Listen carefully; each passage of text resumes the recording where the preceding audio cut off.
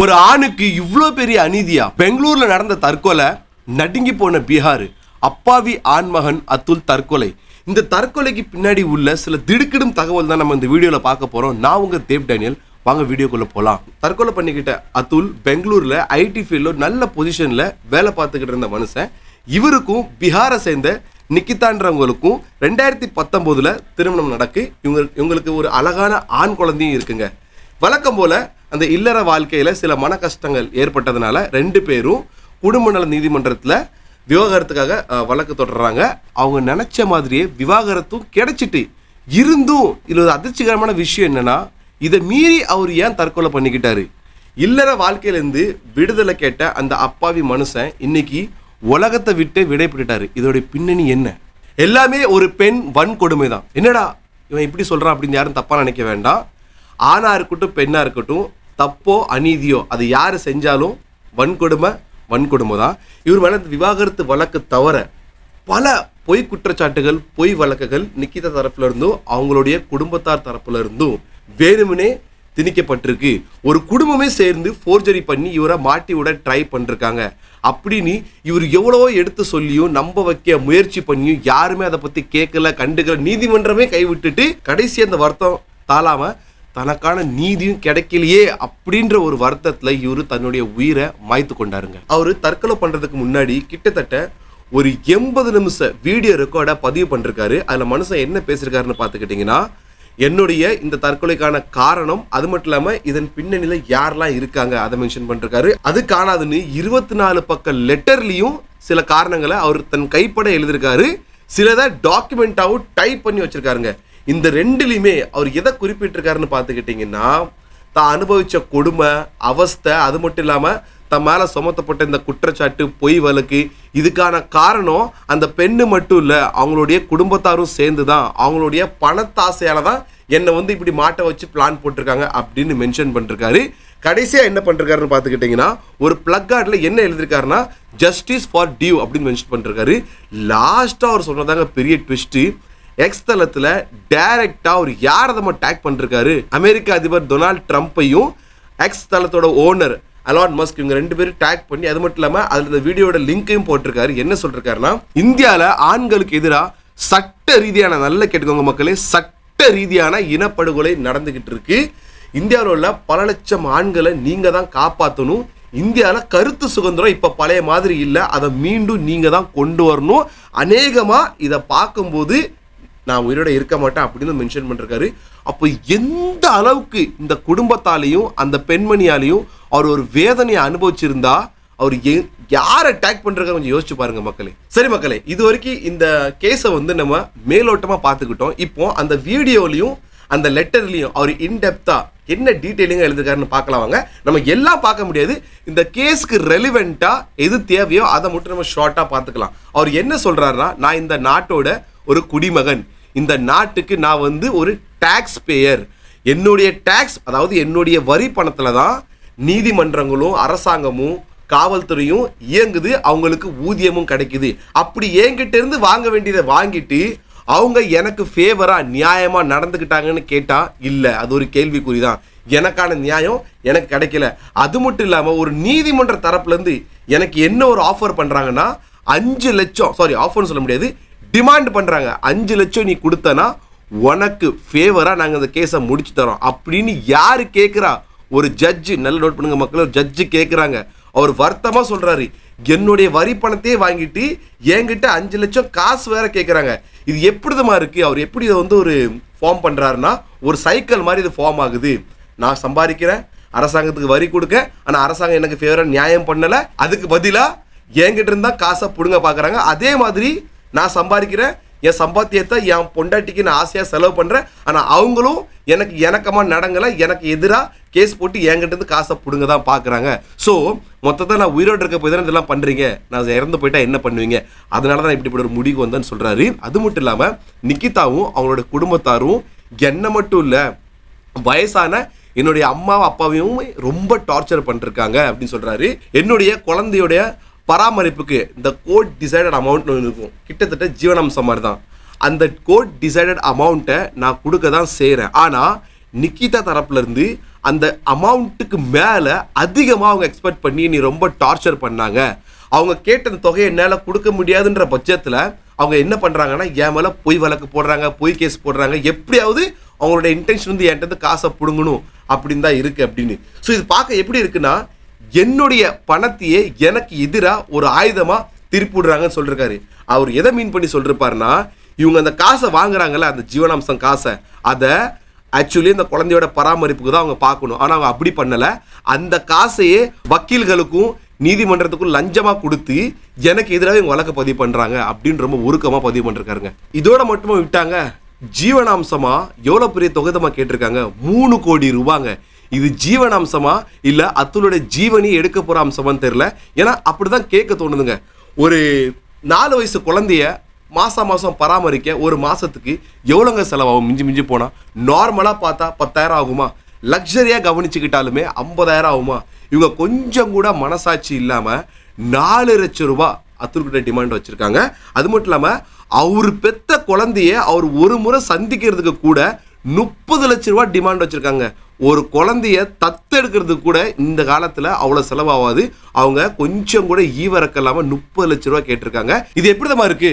Almost இந்த மாதிரி வழக்குகளில் சில பெண்கள் வைக்கிற டிமாண்ட் தான் அவங்களுடைய சுயநலத்துக்காக, சுய லாபத்துக்காக, அவங்க ஆசையை நிறைவேற்றதுக்காக அத்துல் மேலே டிமாண்ட் வச்சு அவருக்கு இந்த மாதிரி டார்ச்சர் கொடுத்து அவர்கிட்ட பணம் கொடுக்க பெரிய ஒரு முயற்சி நடந்திருக்குங்க. அவர் இன்னொரு என்ன மென்ஷன் பண்ணிருக்காங்கன்னா, நிக்கிதாக்கும் சரி அவங்களுடைய குடும்பத்தாருக்கும் சரி என்னுடைய பணத்து மேலே எப்பவுமே ஒரு கண்ணு உண்டு. என்னென்ன வழிகளில் என்கிட்ட பணத்தை பிடுங்க முடியுமோ அவங்க பிடுங்க தான் செய்வாங்க. ஒரு கட்டத்தில் இது ரொம்ப வெறித்தனமாகி ஒரு கிரிமினல் ரேஞ்சுக்கு அவங்க என்கிட்ட இருந்து பணத்தை பிடுங்க முயற்சி பண்ணுறாங்க அப்படின்னு ரொம்ப உருக்கமாக அவர் மென்ஷன் பண்ணிருக்காரு.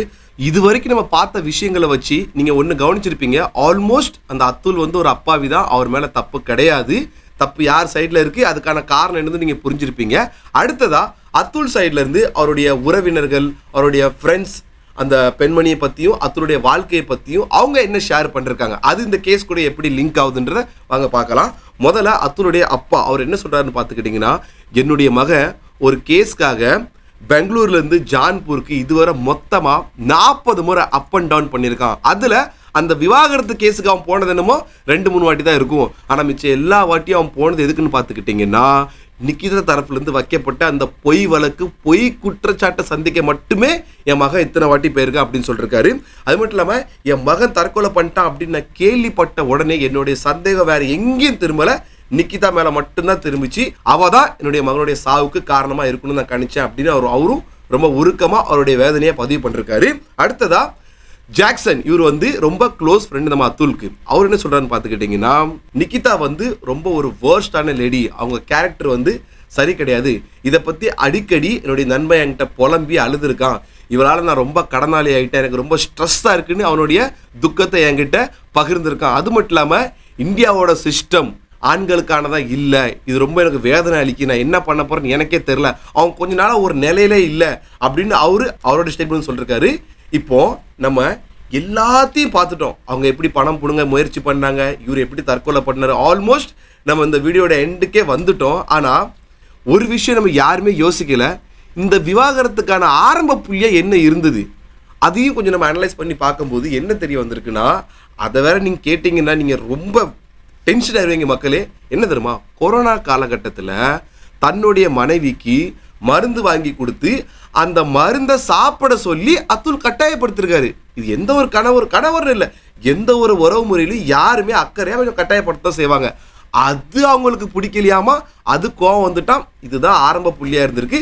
இப்படி சில பிரச்சனைகள் வந்து அது டைவர்ஸ் வரைக்கும் போய் நின்றுருக்குங்க. இதெல்லாம் ஒரு காரணமாங்க. சரி விடுங்க, அவங்கள சொல்லி தப்பு இல்லை. ஏன்னா ஒருத்தர் உண்மையாக அன்பாக அக்கறையாக இருந்தால் அவங்களுக்கு அது பொய்யாகவும் டார்ச்சராகவும் தான் தெரியும். அதை பற்றி நம்ம ரொம்ப டீட்டெயிலாக போக வேண்டாம். அடுத்ததாக அவர் வந்து நான் இறந்ததுக்கு அப்புறமும் சில வேண்டுகோள் வைக்கிறேன் அப்படின்னு அதையுமே டீட்டெயிலாக மென்ஷன் பண்ணிருக்காரு. பொதுவாக நம்ம வந்து திரைப்படங்களில் பார்த்துருப்போம், இந்த தூக்கு தண்டனை கைதிக்கு வந்து உன்னுடைய கடைசி ஆசை என்ன அப்படின்னு கேட்பாங்க. அந்த வாய்ப்பு கூட இந்த மனுஷனுக்கு பாவம் கிடைக்கல.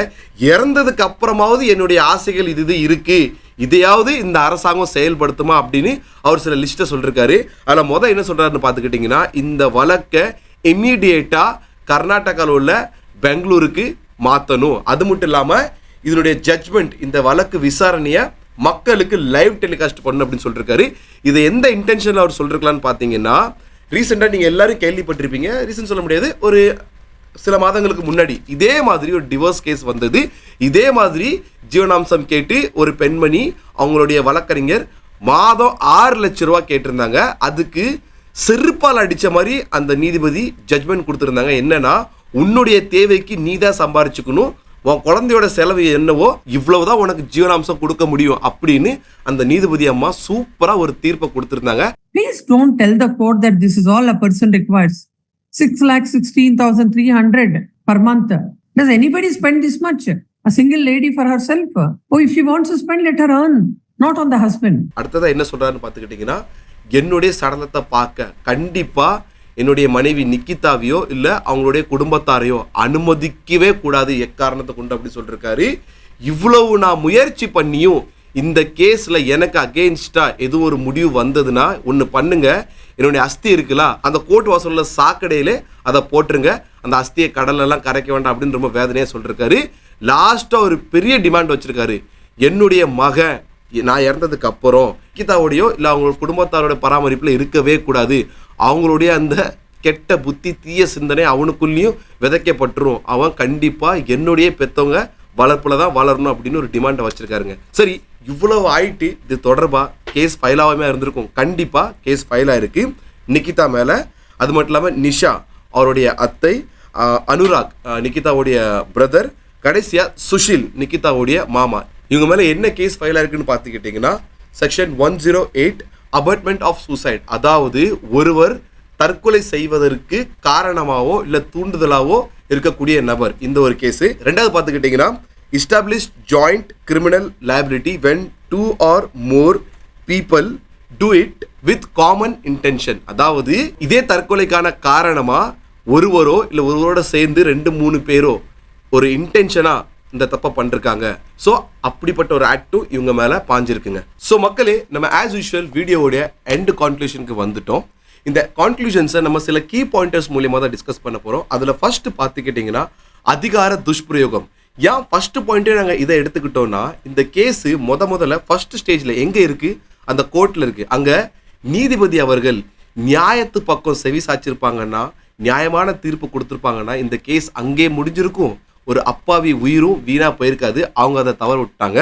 அடுத்ததாக பார்த்துக்கிட்டிங்கன்னா இன்ஈக்வாலிட்டி இன் சொசைட்டி, அதாவது இந்த சமுதாயம் எப்படி பார்க்கணும், ஒரு ஆணை ஒரு ஆண் ஒரு பெண் மேலே ஒரு கம்ப்ளைண்ட் கொடுத்தானா இந்த சமுதாயம் அந்த பெண்ணை விசாரிக்காம அந்த ஆணை தான் போட்டு விசாரித்து அவனை தான் ரொம்ப நோக்கடிப்பாங்க. சீக்கிரத்தில் அவன் சொல்கிற கம்ப்ளைண்ட்டை ஏற்றுக்க மாட்டாங்க. அதுவே ஒரு பெண்மணி ஒரு ஆண் மேலே கம்ப்ளைண்ட் கொடுத்தாங்கன்னா விசாரணை பண்ணுறாங்களோ இல்லையோ அது ரெண்டாவது பட்சம் தான், முதல்ல சொல்லிடுவாங்க இவனா கண்டிப்பாக தப்பு பண்ணுறப்பா அப்படின்னு. அந்த வேற்றுமை, சமூக பார்வையோட வேற்றுமை. மூணாவதாக பார்த்துக்கிட்டிங்கன்னா ஆண் ஆதிக்கம் ஒரு சமயத்தில் இருந்ததுங்க. அந்த சமயத்தில் ரொம்ப அளவுக்கு அதிகமாக வரதட்சணை கேட்கறது, வரதட்சணை கொடுமை பண்ணுறது, இஷ்டத்துக்கு கணக்கு இல்லாமல் பொண்டாட்டிங்களை வச்சுக்கிறது, இந்த மாதிரி விஷயங்களால தான் பெண்களுக்கு இந்த குடும்ப நல சட்டத்தில் சில சிறப்பு சட்டங்களை கொண்டு வரப்பட்டது. ஆனால் இன்னைக்கு தேதிக்கு சில பெண்மணிகள் அதை அவங்களுடைய சுயலாபத்துக்காக ஒரு நல்ல ஆண்மகன் மேலே கூட தவறான பழிசொல் சொல்லி வழக்கு போட்டு அவன்கிட்ட காசு பறிக்கிறது இன்னைக்கு தேதிக்கு இது ஒரு ஃபேஷனாகவே ஆயிட்டுங்க. ஆண்கள்லையும் சில நல்லவங்கள் இருக்காங்க. ஏன்னா அவங்களுக்கும் மனசு இருக்குது, அவங்களுக்கும் உடம்பு இருக்குது, அவங்களுக்கும் உங்களுக்கு வர்ற அதே வழி தான் அவங்களுக்கும். கடைசியாக ரொம்ப முக்கியமான பாயிண்ட் என்னன்னு பார்த்துக்கிட்டிங்கன்னா ஃபெமினிசம்ங்க. ஃபெமினிசம் என்ன சொல்லுது, ஒரு பெண்ணும் ஆணுக்கு இணையானவள், ஆணுக்கு என்னென்ன உரிமை இருக்கோ படிக்கிறதுக்கு, வேலைக்கு போகிறதுக்கு, சம்பாதிக்கிறதுக்கு, ஃப்ரீடம் ஆஃப் ஸ்பீச், இது எல்லாமே ஒரு பெண்ணுக்கும் இருக்குது. ஒரு பெண் பிறப்பால் ஆணுக்கு அடிமையாக இருக்க போகிறவ கிடையாது, அவளுக்கும் எல்லா உரிமை இருக்குது. இதை தான் ஃபெமினிசம் சொல்லுது. அதை சில புத்திசாலி பெண்கள் ஃபெமினிசத்தை எப்படி எடுத்துக்கிறாங்கன்னா, ஆணுக்கு ஈக்குவலாக நான் படிப்பேன், படித்து முன்னேறுவேன், நானும் பல உயர்வான பதவிக்கு போகிறேன்னு போய் வாழ்க்கையில் நல்லா இருக்கிற எவ்வளோ பெண்கள் இருக்காங்க. ஆனால் சில பெண்கள், நாங்கள் எல்லாரையும் குறிப்பிட்டு சொல்ல வரல, ஃபெமினிசத்தை டாக்ஸிக் வழியில் யூஸ் பண்ணிக்கிட்டு ஆண் செய்கிற சில தவறான பழக்கங்களை நானும் பண்ணுவேன், நான் ஆணுக்கு ஈக்குவல் தான் அப்படின்னு காட்டிக்கிறது.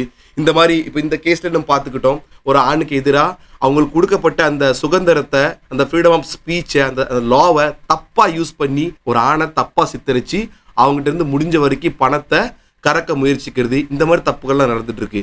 பெண்களே ஒரு விஷயம் நல்லா யோசிச்சுக்காங்க. இந்த ஃபெமினிசம் முழுக்க உங்களுடைய உரிமைக்கு பல பெண்கள் உயிர் தியாகம் செஞ்சு பல தலைவர்கள் போராட்டம் பண்ணி கொண்டு வரப்பட்டது. அதை நல்ல விஷயத்துக்கு உபயோகப்படுத்துங்க. அதே மாதிரி ஆண்களுக்கு எதிராக இந்த மாதிரி தவறான விஷயம் பண்ணாதீங்க. இதுதான் எங்களுடைய கருத்து. வீடியோ பார்த்ததுக்கப்புறம் உங்களுடைய கருத்துன்றதை கமெண்ட் பாக்ஸில் மென்ஷன் பண்ணுங்கள். சேனலை சப்ஸ்கிரைப் பண்ணுறங்க, ஃபாலோ பண்ணிடுங்க.